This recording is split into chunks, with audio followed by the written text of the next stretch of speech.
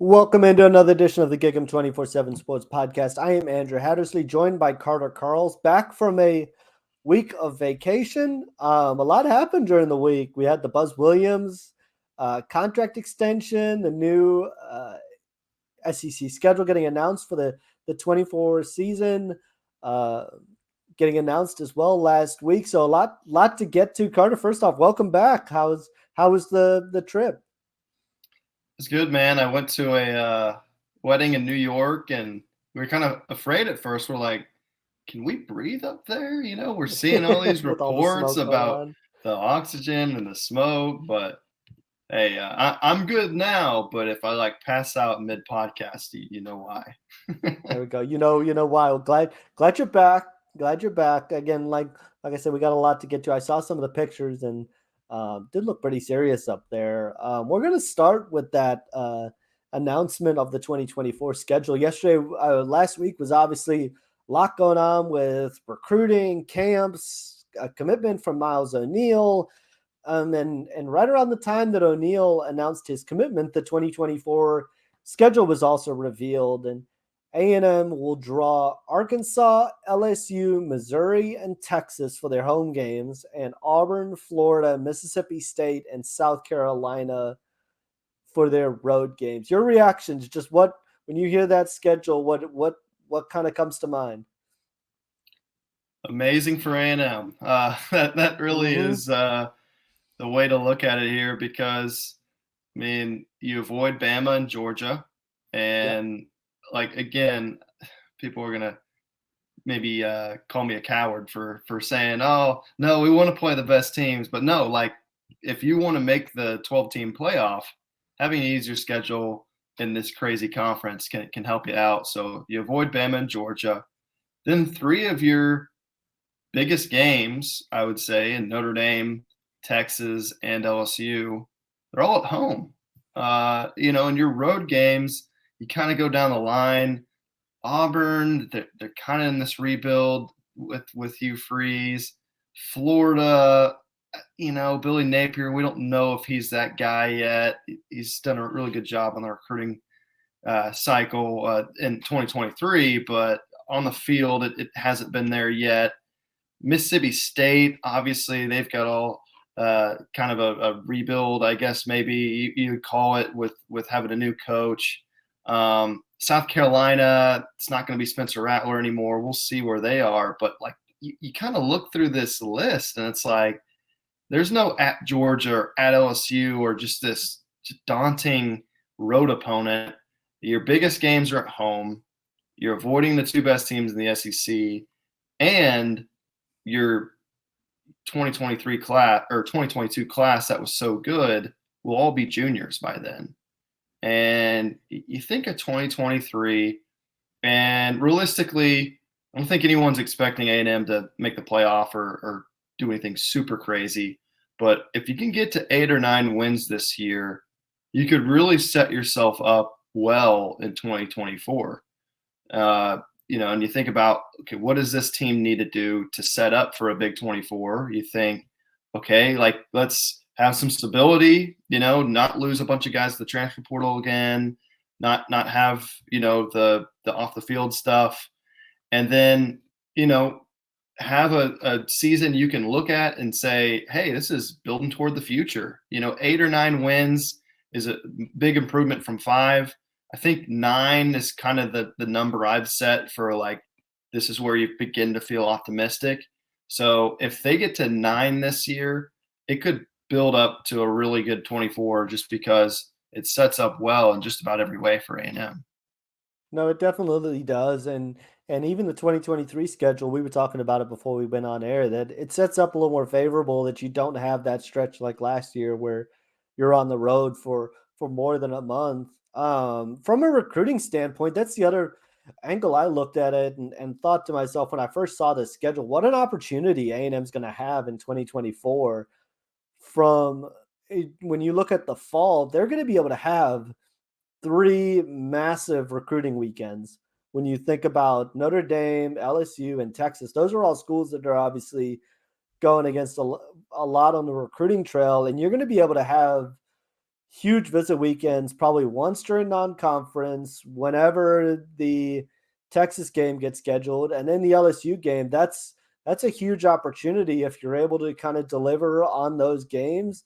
That could be a real springboard into 2020 to close out what will be the 2025 class, and also look ahead to the 2026 class. I know we're jumping ahead a couple classes, but you always kind of set yourself up a little bit ahead of that cycle. And so that was kind of my first reaction when I looked at the schedule and thought, man, they're going to be able to have some. And Arkansas is going to be obviously an AT&T game, but it'll be A&M's turn to host or be the home team, which means they'll be able to give out tickets to a lot of the local DFW guys. But given the rest of the home slate, I think they'll have some bigger recruiting weekends on campus where they can really take advantage of. And I'm with you on, when I looked at Florida, I kind of thought, okay, we don't really know where they're going to be, in a year from now. Graham Mertz potentially. Does DJ Lagway come right in and start? Like, is that the answer? There's just so many questions when you look at Florida. Mississippi State, that probably won't be an easy trip. That usually never is. Auburn on the road won't be easy either. But from the standpoint that, like you said, you don't get Georgia, you don't get Alabama, and you don't get Tennessee, who's obviously coming off a really good year. And if they're kind of sustaining things going forward, you kind of miss out on those groups. We do miss out on a Lane Kiffin A&M game, which always provides some spice. But I'm with you. I think it sets up pretty well for A&M, and there's no easy road in the SEC, but this is about as good of an opportunity as you could really ask for to take advantage of. So it's fair to say playoff or bust, right? Because at that point, if it was a 4-team playoff, I mean, when people say playoff or bust, it's like you better have a really freaking good team, because that's hard to make the 14 playoff. Yeah. But 12-team playoff, I think at that point you'd say playoff or bust. 10 or at least 10 wins. You got to get to that. When you're not playing Bama or Georgia, you got to take advantage. And this is one of the things that I continue to think about when I think about the long-term schedule model for the SEC.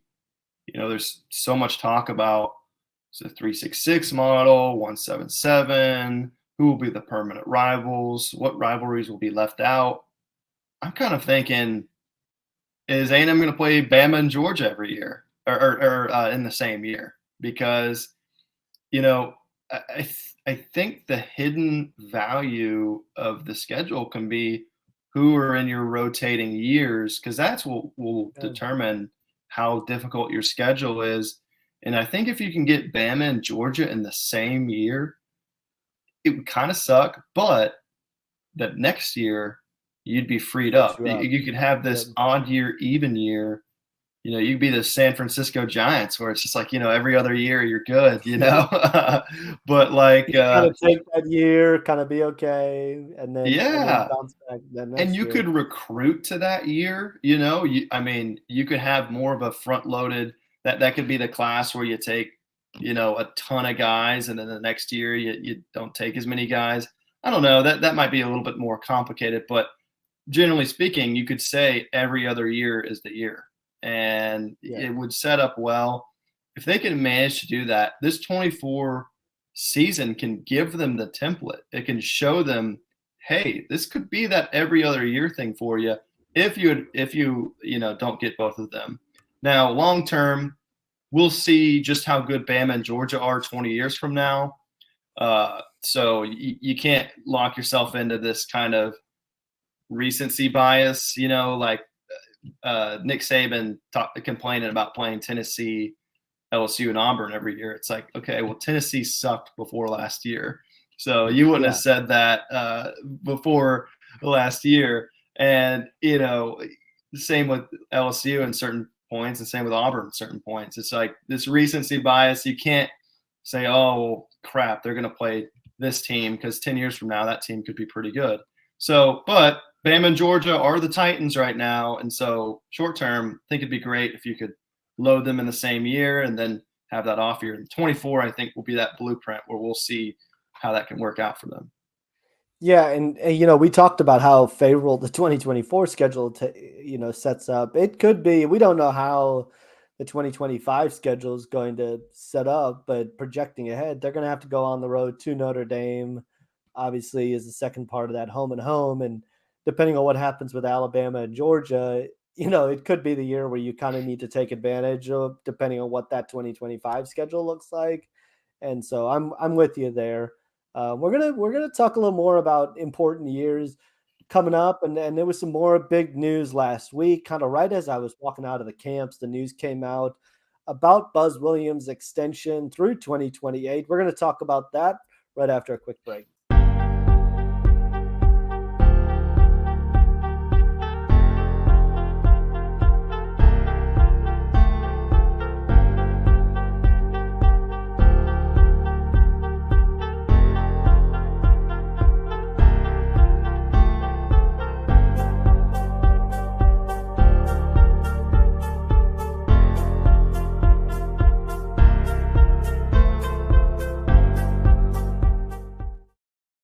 Welcome back into the GigEm247 Sports Podcast. I am Andrew Hattersley, joined by Carter Karels. Switching over to the basketball front, like I mentioned right before the break, A&M extends Buzz Williams through the 2028 season. The contract details were not released, and so we're working on getting more information on that front. But coming off their first NCAA tournament appearance under Buzz Williams, they make that decision. Ross Bjork saying that he's really excited about the direction the program's heading, and there is a lot to be excited about. Carter, your reaction to kind of the decision to extend him and where the program stands right now. Yeah, well, it's hard without knowing the full details of the contract extension. It's hard to make a harsh judgment, but it's a 2-year additional extension is what we do know. And, I kind of had mixed feelings. I mostly just had questions because, you look at his body of work and there's no doubt he is a great coach. There's no doubt he's had success. He's got a proven track record, and he's been fantastic these last couple seasons at A&M. And you look at where the direction of the program is going. The recruiting's been awesome this upcoming cycle. He's getting in some good transfers. And I really think this upcoming season could be this season where they finally win some games in the tournament and they make it to that second weekend. I guess my question is why? Like, why do you have to do it now? He had a few years left on his contract. You gave him an extension last year. He was already one of the most paid coaches in college basketball, at least, top 15, something like that. So what was the reason? You weren't going to lose him in the summer, and I don't think you could be negatively recruited against when you got 3 years left on your contract. So I think A&M fans, it's easy to kind of overreact because you feel kind of the PTSD of Jimbo's contract extension. You say, oh my gosh, did we not learn our lesson? And I kind of see that. And I guess my question is more just why. Like, were you afraid you're going to lose them? Were you get negatively recruited against? Were you getting a deal on this? Like maybe if they make it far next year, you could say, well, we don't have to up his contract again because we just did it and we got a steal here. So there's a lot of ways you can look at it. But my biggest thing is how many coaches get extended twice without winning a tournament game? That just doesn't happen. And, that's 4 seasons, 2 extensions, 0 tournament wins. I say all that by also saying, hey, I think this guy's a great coach, and I think he will get them there. It's just the timing. I think if they did this a year from now, it would make sense. Yeah. 2 years left. Hey, maybe you've won a tournament game or 2. But the timing is just kind of like, I don't know, man. So I don't know. You may differ from me, but why is why. I think it's from a recruiting standpoint. I think that's really what it comes down to. And I can understand, the reaction on the board to the story was kind of like, really, like, now, like, has A&M not learned? And that was kind of the vibe throughout the entire story. But then I thought there were some good points there.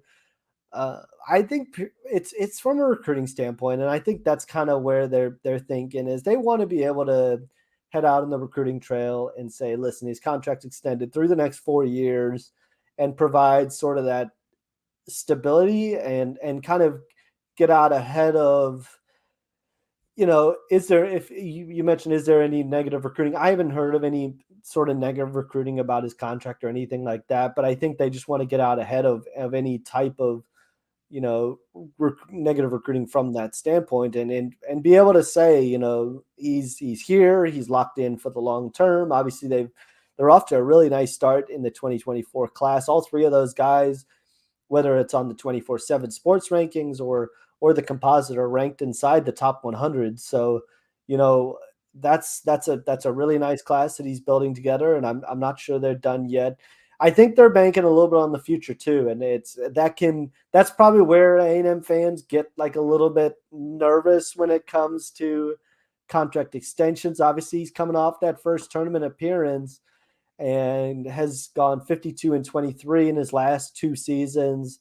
Like I said, got to the tournament, didn't get in, didn't go well once they got there, losing to Penn State, but brought in a really nice transfer class. This is probably the best team that he's had yet since he's been in College Station from a experience standpoint. But I was doing a podcast earlier this week, and the other point that I think we all kind of came to on the podcast was this is kind of a really massive year for A&M, from where this team is, and Wade Taylor's heading into his third year. If he has a really good year, does he look to maybe look at his pro options if he's coming off back-to-back really good years in the SEC?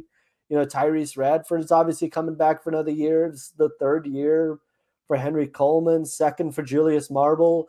Like, this is about as veteran a team as you're going to get. So I think, with a contract extension, with the belief from the program and the fan support that you were able to generate last year, the next step is being able to win some games in the tournament and advance and start to have that postseason success.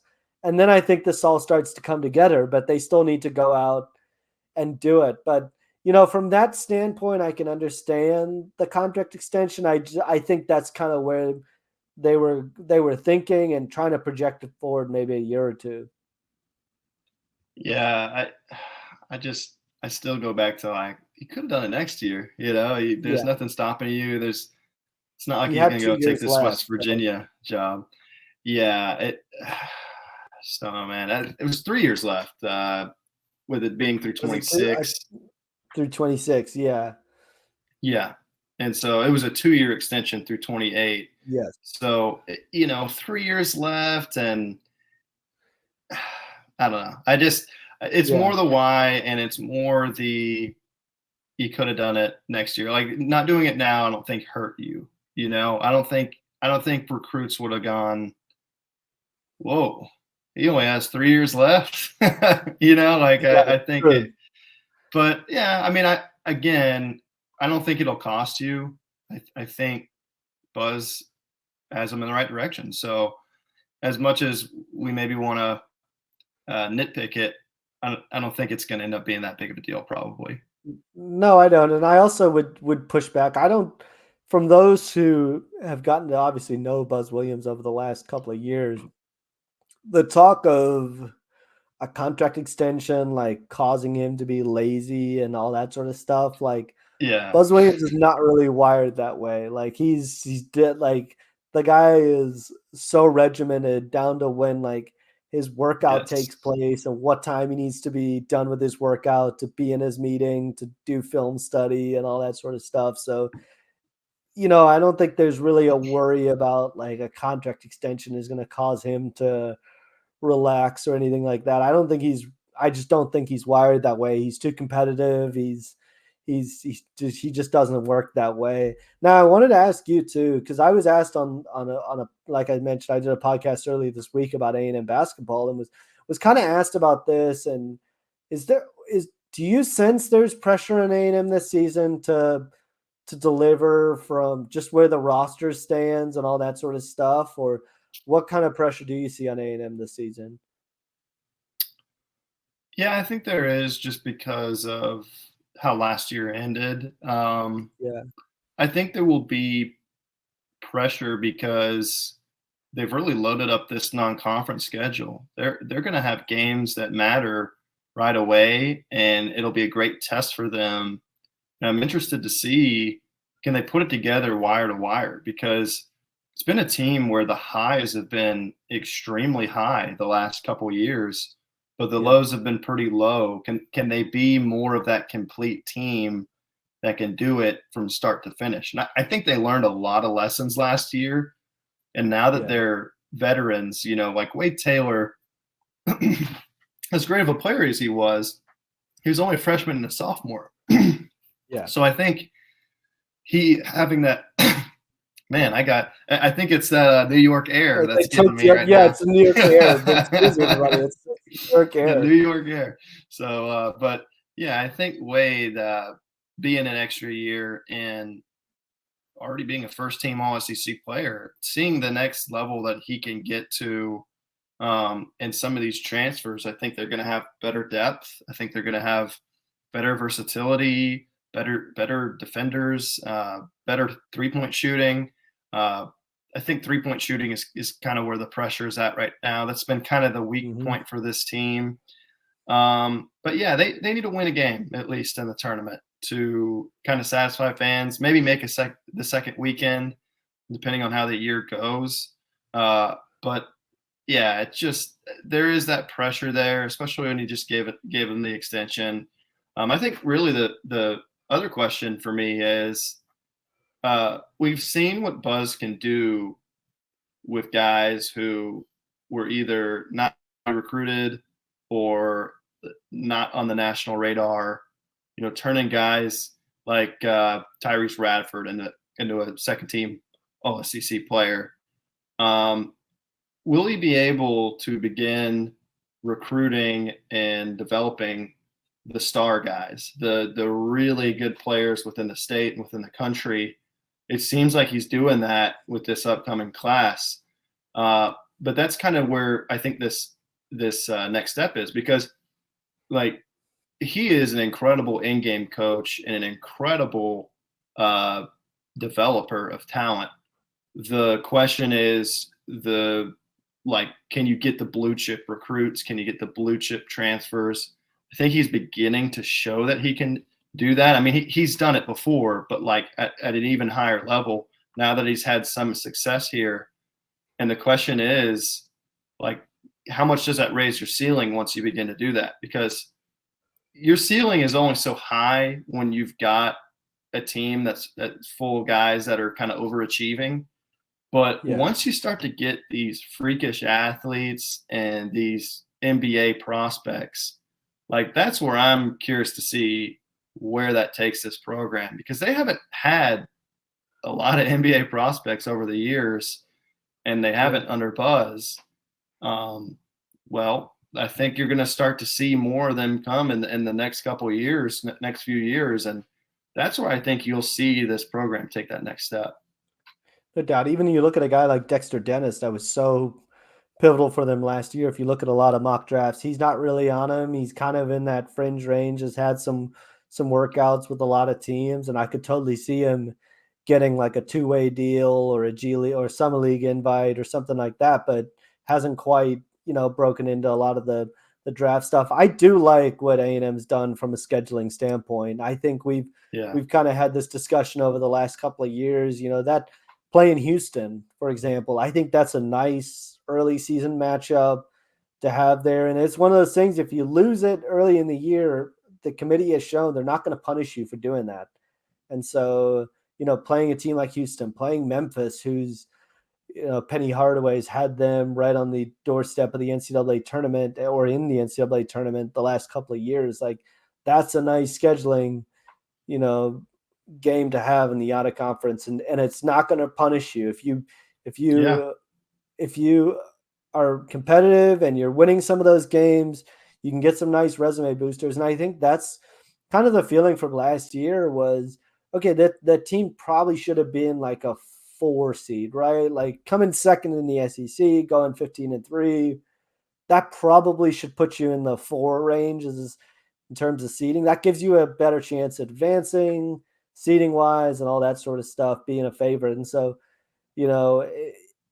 instead you have to play a team like Penn State that had just made a run to in the Big Ten tournament, was coming in pretty hot, and goes from there. I think, and you look at this upcoming class. You mentioned Andre Mills, Rob Dockery, and George Turkson. That's a really nice start to the 2024 class, and kind of relationships played a nice role there. Obviously, Mass Rivals is a team that has a lot of ties to this current A&M staff. Wabissa played on Mass Rivals, and A&M was just able to kind of work that connection, work that relationship, and get some really nice players in Andre Mills and George Turkson. I'm with you. I think if this is kind of where things are going on the recruiting trail now, with things kind of rolling off a tournament appearance and getting top 100 players, the ceiling starts to get a lot higher, and then you start to supplement that with the transfer portal, and the future could be really bright. So, I don't think they're going to be a program that's constantly in the mix for those 5 stars who are G League guys and all that sort of stuff. But if you're recruiting top 100 talent, I think that's where this program needs to live. And if you're in you're in on the guys that are maybe national top 50 guys, maybe in the 40 to 60 range, that's kind of where this program needs to live. So, it's going to be interesting, and basketball season is going to be here before we know it. Well, that was good. Thanks again to everybody for joining us on this edition of the podcast. Be sure to hit the like and share button on YouTube and subscribe to our channel, both on the podcast and the video side, to get a notification every time a new video drops. And we will definitely be back next week to dive into a lot more. Media days are right around the corner, just a couple weeks away. So we'll start looking ahead to some topics and some key questions facing A&M as the season is just around the corner. It'll be here before we know it. Like I said, recruiting wraps up. A big June wraps up at the end of the month, and then it's kind of time to turn the focus towards the team. So thanks again for joining us, everybody, and have a good week.